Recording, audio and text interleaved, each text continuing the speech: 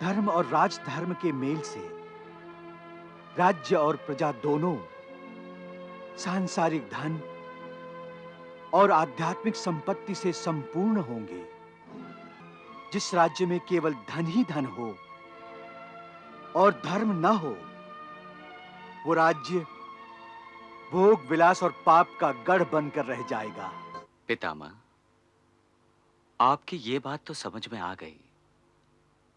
अब आप मुझे ये बताइए कि एक राजा को शत्रुओं से अपने राज्य की सुरक्षा कैसे करनी चाहिए? युधिष्ठिर, ये समझ लो कि कोई मित्र बनता है तो उसका भी कारण होता है, कोई शत्रु बनता है तो उसका भी कारण होता है।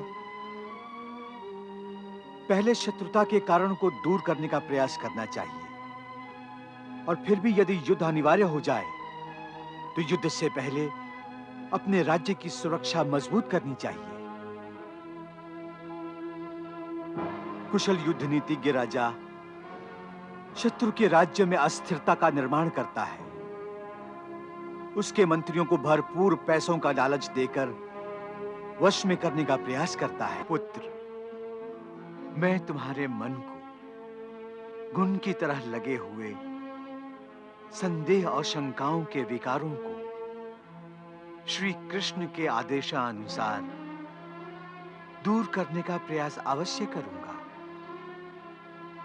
पुत्र, राजा को उसकी शान और वैभव जितनी शोभा देता है, उससे कहीं अधिक नम्रता और मानवता शोभा देती है।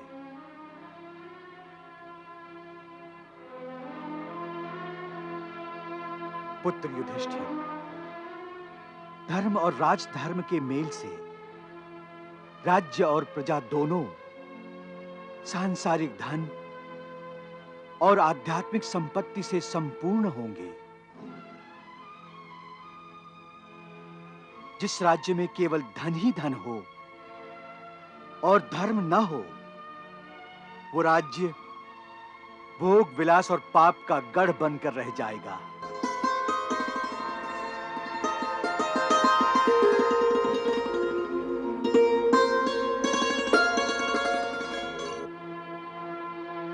हे राजेंद्र, सत्य जिस प्रकार ऋषियों का श्रेष्ठ धन है, उसी प्रकार राजाओं का भी श्रेष्ठ धन सत्य है। सत्यवान, सदाचार, दयाशील, धर्मनिष्ठा, जितेंद्रिय और दानी राजा कभी संपत्तिहीन नहीं होता है। बुरी आदतों से राजा को सर्वदा दूर रहना चाहिए। भोग विलास के मारे राजा का प्रजाजन तिरस्कार करते हैं।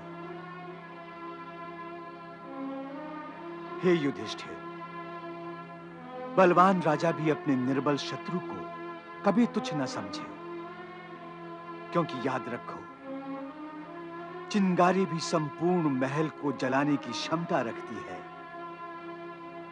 थोड़ा सा विष भी प्राण हरण कर सकता है। हे युधिष्ठिर, एक राजा को कभी निराश नहीं होना चाहिए, ना कभी उसे अपना धीरज खोना चाहिए। जिस राजा में ये सारे गुण हों, वही राजा पृथ्वीपति बनता है। पुत्र युधिष्ठिर, जिस राजा के परामर्शदाता राजा को गलत परामर्श देते हैं, उस राजा का पतन निश्चित होता है।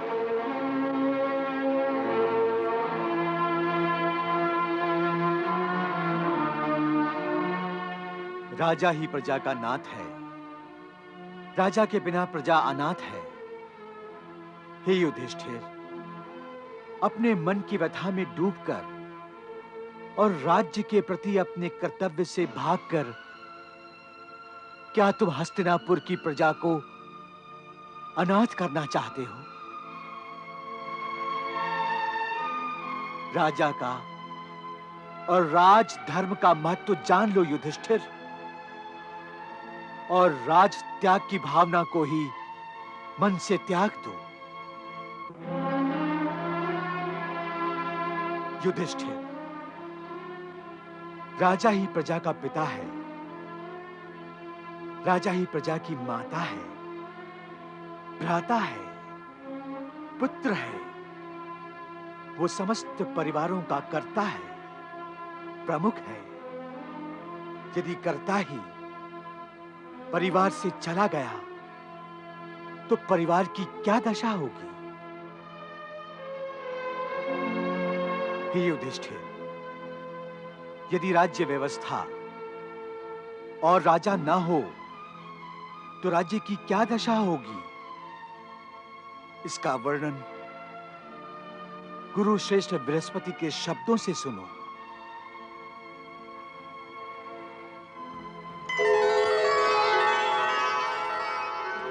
राजा नहीं होगा तो प्रजा का नाश होगा, राज्य में अराजकता होगी, स्त्री, पुत्र, परिवार, संपत्ति शून्य हो जाएगा, धर्माचरण करने वालों पर अत्याचार होंगे, अधर्मों को प्रतिष्ठा मिलेगी, माता पिता, गुरु, आचार्य, अतिथि और बड़े बूढ़ों को अपमानित किया जाएगा, राज्य में हाहाकार मच जाएगा, हाहाकार।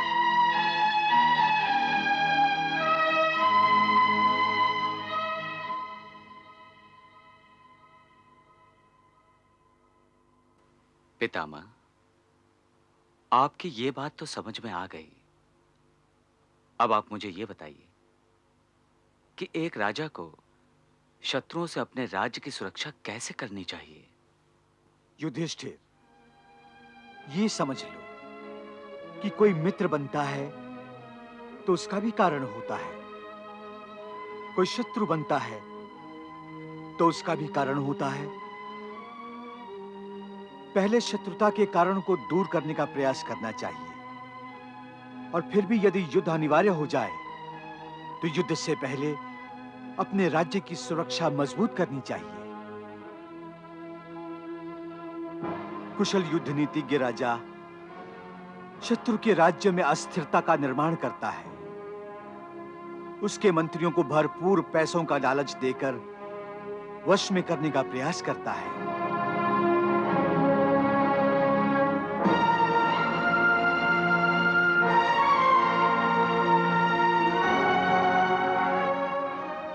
शत्रु राज्य की प्रजा में कलह पैदा करता है, जिससे प्रजा में असंतोष निर्माण होता है और शत्रु कमजोर पड़ जाता है। शत्रु पर संपूर्ण विजय प्राप्त करने में यदि राजा सफल नहीं हुआ तो शत्रु के प्रदेश को आग लगाकर जलाकर राख कर देना चाहिए। शत्रु की सेना का जितना विनाश कर सके उतना कर देना चाहिए। नदी पर बंधे पुल ध्वस्त कर देना चाहिए।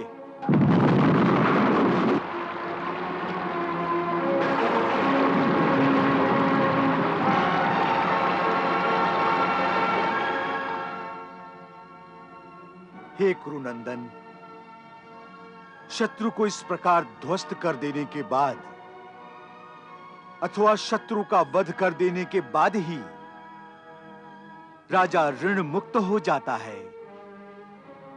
शास्त्रों में भी यही लिखा है। वत्स युधिष्ठिर, राजनीति में ना तो दोस्ती स्थायी होती है न दुश्मनी। ये याद रखो, राजा राज्य का स्वामी नहीं, सेवक होता है। राज्य के हित में राजा को राज्य के ज्ञानी और पराक्रमी जनों को मंत्री परिषद में सम्मिलित करना चाहिए। राजा ने यदि अपने रिश्तेदारों को महत्वपूर्ण स्थानों पर रखा तो भ्रष्टाचार और अनाचार का नंगा नाच शुरू होता है। हे युधिष्ठिर, धर्माचरण करते हुए अर्थ की प्राप्ति राजा को करनी चाहिए। मैंने राजधर्म सुन लिया है, परंतु आप मुझे यह बताइए, यदि कोई राजा अनेक शत्रुओं से परेशान हुआ हो, तो फिर उसे क्या करना चाहिए? किसके साथ युद्ध करना चाहिए और किसके साथ दोस्ती करनी चाहिए? हे धर्मराज, राजनीति में कोई किसी का शत्रु नहीं होता, न कोई किसी का मित्र होता है। राजनीति में कभी-कभी शत्रु भी मित्र बन जाते हैं और मित्र शत्रु। समय के अनुसार एक राजा को अपनी नीति तय करनी पड़ती है। समय की मांग हो तो उसे अपने जानी दुश्मन से भी दोस्ती करनी पड़ती है। जानी दुश्मन से? हाँ पुत्र, इसके लिए मैं तुम्हें एक रूपक कथा सुनाता हूं। एक जंगल में एक वट वृक्ष था। उस पर अनेक पक्षियों का डेरा था। वृक्ष के मूलों के पास पलित नाम का एक ज्ञानी चूहा बिल में रहता था।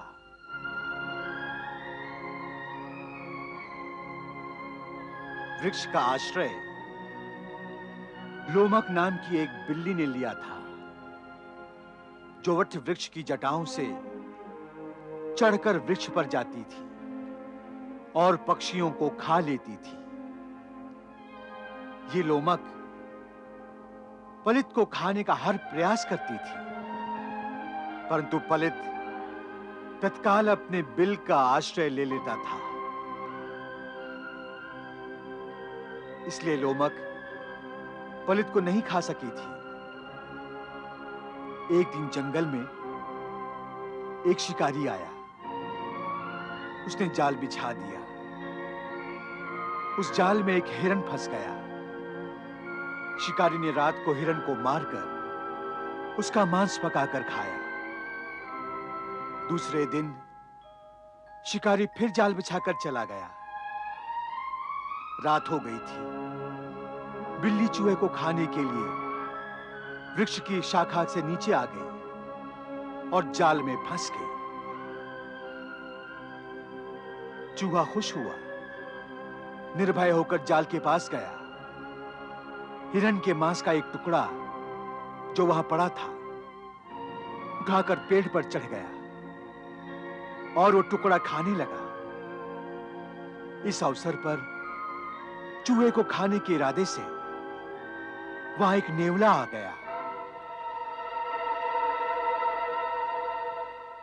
नेवले के रूप में अपनी मृत्यु को देखकर चूहा घबरा गया। तुरंत पेड़ पर ऊंचाई पर जाने की इच्छा से ऊपर देखने लगा तो उसे पेड़ पर बैठा उल्लू दिखाई दिया। चूहा फिर घबरा गया। इधर भी मृत्यु, उधर भी मृत्यु। ऊपर गया तो उल्लू से खा जाएगा। बिल के पास गया तो नेवला उसे मार डालेगा। और यदि जाल तोड़कर बिल्ली बाहर आई तो वो भी उसे जीवित नहीं छोड़ेगी। 3 अलग-अलग दिशाओं में 3 शत्रु थे। तीनों शक्तिमान थे, परंतु चूहे के पास कुशाग्र बुद्धि थी। उसने कुशल नीति अपनाई और अपने जानी दुश्मन बिल्ली से दोस्ती की। उसने बिल्ली से कहा, हे लोमक, उल्लू और नेवला मुझे मार डालेंगे। कल सुबह शिकारी आ गया तो वो तुम्हें मार डालेगा। हम दोनों के प्राण संकट में हैं। क्यों ना हम दोनों दोस्त बनकर एक दूसरे की मदद करें। तुम नेवला और उल्लू से मेरी रक्षा करो, मैं जाल तोड़कर शिकारी से तुम्हारी रक्षा करूंगा। बिल्ली ने तुरंत चूहे की दोस्ती का हाथ थाम लिया। उसने कहा, मैं तुम्हें मारूंगी नहीं, तुम मेरे पास आओ, निश्चिंत हो जाओ और जाल अपने दांत से कुतर डालो। चूहा बिल्ली के पास गया, बिल्ली के पास बैठा। नेवला और उल्लू दोनों की दोस्ती देखकर हैरान हुए। दोनों चूहे का कुछ न बिगाड़ सके और चुपचाप खिसक गए। तब बिल्ली ने चूहे से कहा, हे मित्र, अब तुम ये जाल तोड़कर, कुतर कर मुझे मुक्त कर दो।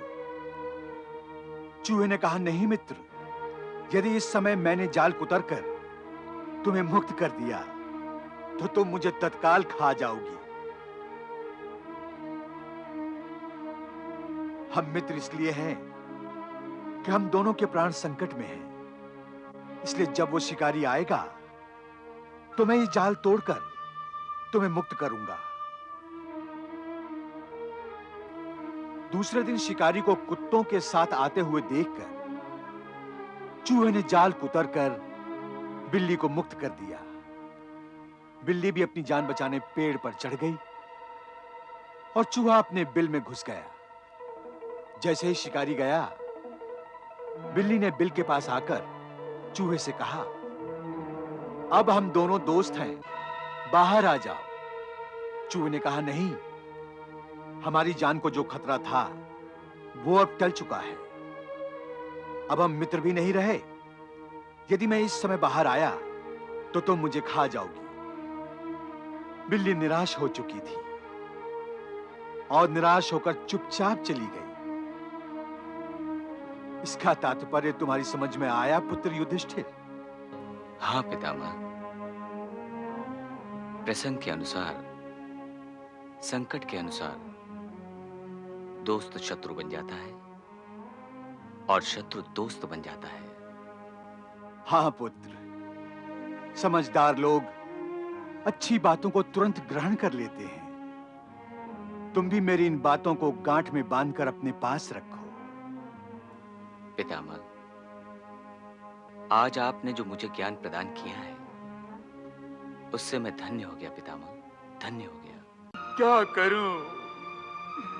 पितामह के बारे में सोच सोच कर मेरे मन की दशा वैसी ही हो रही है जैसे किसी घातक रोग से पीड़ित रोगी के संबंधी न चाहते हुए भी उसकी मृत्यु की प्रतीक्षा करने पर विवश होते हैं। पुत्र, तुम कुछ व्याकुल दिखाई दे रहे हो। कहीं पीड़ा तो नहीं हो रही है? नहीं मां, भगवान श्री कृष्ण के आशीर्वाद से मेरे शरीर की सारी पीड़ाएं दूर हो गई हैं। फिर तुम व्याकुल क्यों हो पुत्र? माता, मैं तो केवल आपके दर्शनों के लिए व्याकुल था।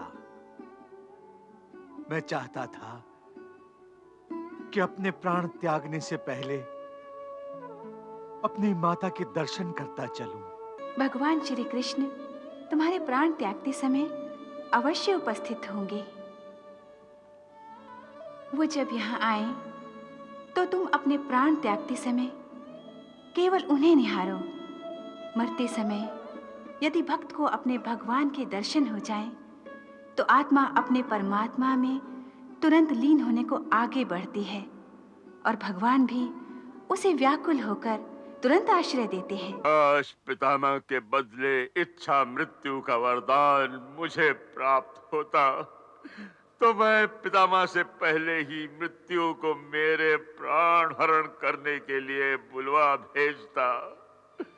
नहीं नहीं महाराज, ऐसा नहीं कहते। क्या करूं गांधारी, क्या करूं? पितामह के बारे में सोच सोच कर मेरे मन की दशा वैसी ही हो रही है जैसे किसी घातक रोग से पीड़ित रोगी के संबंधी न चाहते हुए भी उसकी मृत्यु की प्रतीक्षा करने पर विवश होते हैं। महाराज, अब इस प्रतीक्षा का अंत होने वाला है। परंतु इस प्रतीक्षा में ताश्री ने अपने आप पर तो अत्याचार किया ही है, हमारी आत्माओं को भी बड़ा दुख पहुंचाया है। वो क्या करते, उन्हें ऐसा कठिन निर्णय लेने पर विवश होना पड़ा था।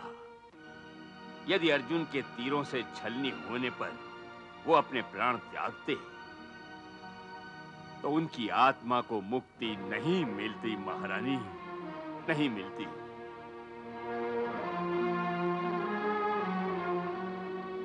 उस समय सूर्य दक्षिणायन में था ना, इसीलिए पितामह सूर्य के उत्तरायण में प्रवेश करने की प्रतीक्षा कर रहे थे।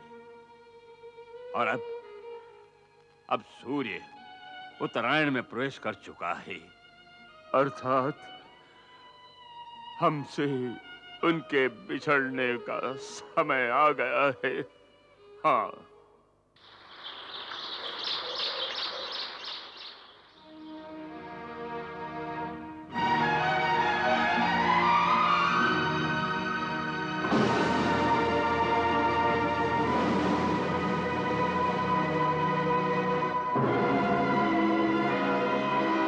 मैं गंगा पुत्र देवव्रत आप सबको साक्षी मानकर ये घोषणा करता हूँ कि मैं हस्तिनापुर के सिंहासन पर से अपना पैतृक अधिकार छोड़ता हूँ और साथ ही आजीवन विवाह न करने की प्रतिज्ञा करता हूँ, ताकि ना ही मेरी कोई संतान हो और ना ही वो सिंहासन पर अपना अधिकार जता सके। और मैं ये घोषणा करता हूँ कि मेरी छोटी माता सत्यवती और उनकी संतान का हस्तिनापुर के सिंहासन पर एकाधिकार रहेगा। पितामह, आप हाथ पर हाथ धरे सब देख रहे हैं, कुछ बोल नहीं सकते, इस अनर्थ को रोक नहीं सकते। क्या यही संस्कार सींचे हैं आपने अपनी पीढ़ियों में कि वो अपने ज्येष्ठों के सामने एक स्त्री जाति की आत्मा को ही नंगा कर दे? पितामह बोलिए, बोलिए। कीजिए ये पक्षपात, कर दीजिए हम सबका वध। नहीं नहीं नहीं नहीं दुर्योधन, मैं गंगा पुत्र भीष्म प्रतिज्ञा करता हूँ, मैं गंगा पुत्र भीष्म प्रतिज्ञा करता हूँ, मैं गंगा पुत्र भीष्म प्रतिज्ञा करता हूँ कि मैं पांडवों का वध करूंगा और इस पृथ्वी लोक को निष्पांडव कर दूंगा, अन्यथा स्वयं अपने प्राण दे दूंगा।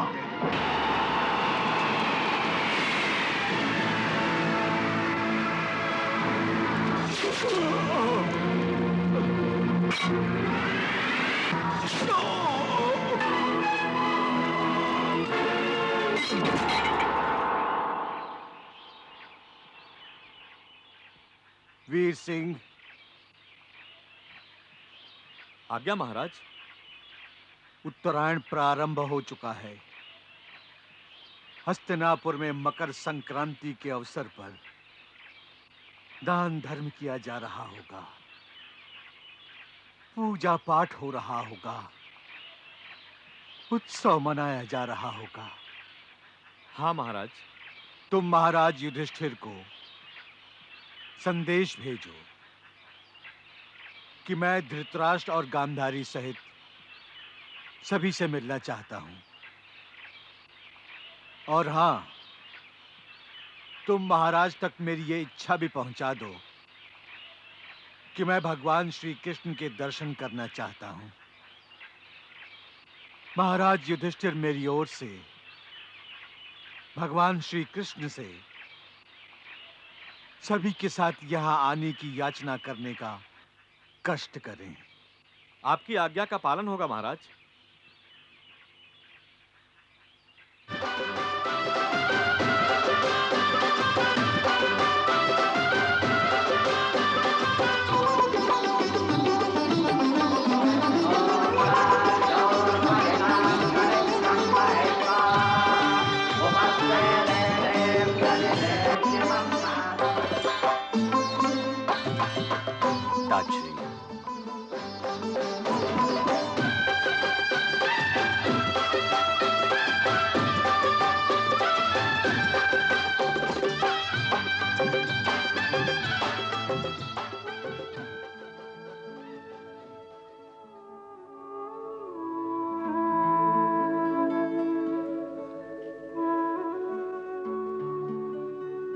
हे महादेश्वरी गंगे, मुझे दर्शन दीजिए।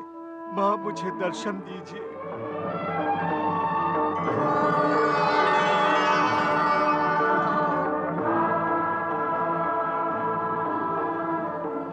प्रणाम माता। पुत्र, तुम कुछ व्याकुल दिखाई दे रहे हो। कहीं पीड़ा तो नहीं हो रही है? नहीं माँ, भगवान श्री कृष्ण के आशीर्वाद से मेरे शरीर की सारी पीड़ाएं दूर हो गई हैं। फिर तुम व्याकुल क्यों हो पुत्र? माता, मैं तो केवल आपके दर्शनों के लिए व्याकुल था।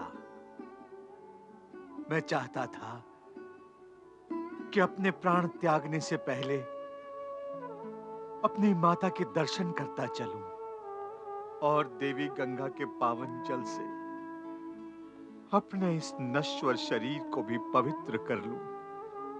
मेरे जल का प्राशन तुम अवश्य करो पुत्र।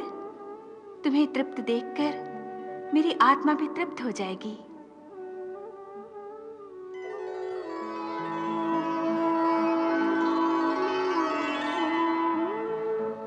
धन्यवाद माता। पुत्र, तुम अपने मन से ये विचार निकाल दो कि तुम या तुम्हारा शरीर किसी पाप से दूषित है। पुत्र, मुझे गर्व है कि मैंने तुम जैसी महान आत्मा को जन्म दिया। तुम आज भी नवजात बालक की भांति निष्पाप हो। फिर भी इस अंतिम समय में मन ये चाहता है कि यदि कोई पाप मेरे हाथों गढ़ा हो तो मैं उसके भुगतान से भी मुक्त हो जाऊं और मेरी आत्मा को मुक्ति मिल जाए। पुत्र, तुम प्रभु श्री कृष्ण के परम भक्त हो। क्या तुम नहीं जानते कि वो भक्त वत्सल हैं? जानता हूं माता। फिर चिंता किस लिए? मैया, मुक्ति की इच्छा से भी भला कोई मुक्त हो सकता है? पुत्र, यदि तुम्हारा मन नहीं मान रहा है तो मैं तुम्हें मुक्ति प्राप्त करने का एक उत्तम उपाय समझाती हूँ। अवश्य माता श्री। भगवान श्री कृष्ण तुम्हारे प्राण त्यागते समय अवश्य उपस्थित होंगे। वो जब यहाँ आए तो तुम अपने प्राण त्यागते समय केवल उन्हें निहारो। मरते समय यदि भक्त को अपने भगवान के दर्शन हो जाएं, तो आत्मा अपने परमात्मा में तुरंत लीन होने को आगे बढ़ती है और भगवान भी उसे व्याकुल होकर तुरंत आश्रय देते हैं। इस तरह आत्मा को शीघ्र मुक्ति मिल जाती है।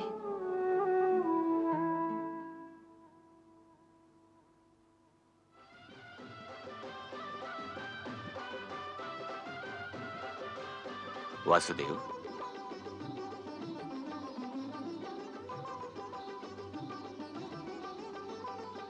बड़े भैया, नगरी में उत्सव मनाया जा रहा है और आप यहां अकेले में? यही प्रश्न तो मैं तुमसे करने आया हूं। नगरी में मकर संक्रांति के अवसर पर उत्सव मनाया जा रहा है और तुम यहां एकांत में ध्यान लगाकर बैठे हो। मुझे आश्चर्य हो रहा है केशव। किस बात पर बड़े भैया? इस बात पर कि तुम स्वयं भगवान हो। फिर तुम किसका ध्यान कर रहे हो केशव? बड़े भैया, जब आपसे कोई बातें करता है तो आप सब कुछ छोड़ छाड़ कर उसकी बातें ध्यान से सुनते हैं कि नहीं? हाँ, सुनता हूं। तो फिर जब मेरे भक्त मेरी ओर ध्यान लगाते हैं तो मैं कैसे उनसे ध्यान हटा सकता हूं? परंतु नगरी के उत्सव को छोड़कर इस समय ऐसा कौन सा विशेष भक्त है जिसमें तुम ध्यान लगा रहे हो कृष्णा? आपने ठीक समझा बड़े भैया। मैं इस समय पितामह भीष्म का ध्यान लगा रहा था। पितामह? हाँ, उत्तरायण के शुभ घड़ी में सारा संसार खुशियां मना रहा है, परंतु पितामह के लिए नहीं, क्योंकि पितामह ने इस घड़ी का चयन अपनी मृत्यु के लिए जो किया है। इसीलिए पितामह अपने अंतिम क्षणों में मेरा स्मरण कर रहे हैं। आखिर वो अशुभ घड़ी आ ही गई कृष्णा, जिससे मेरा मन दूर भाग रहा था। बड़े भैया, पितामह के मोह में आप इस घड़ी को अशुभ समझ रहे हैं। सच तो यह है कि पितामह ने अपनी मृत्यु के लिए इस घड़ी का चयन बहुत सोच समझकर किया है।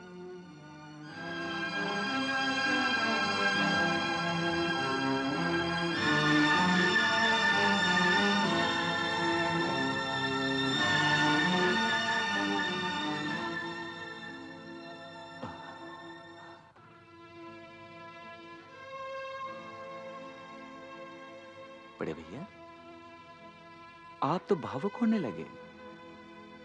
बड़े भैया, नहीं, यूं आंसू नहीं बहाया करते। एक दिन तो हम सबको सदा के लिए बिछड़ना ही पड़ता है, तो फिर दुख कैसा? दुख इस बात का है केशव कि अब पितामह हमसे विदा होने वाले हैं और हम सब मिलकर खुशियां मना रहे हैं, नाच गा रहे हैं। बड़े भैया, ये घड़ी दुख और सुख का संगम है। क्या हम विवाह में खुशियां नहीं मनाते?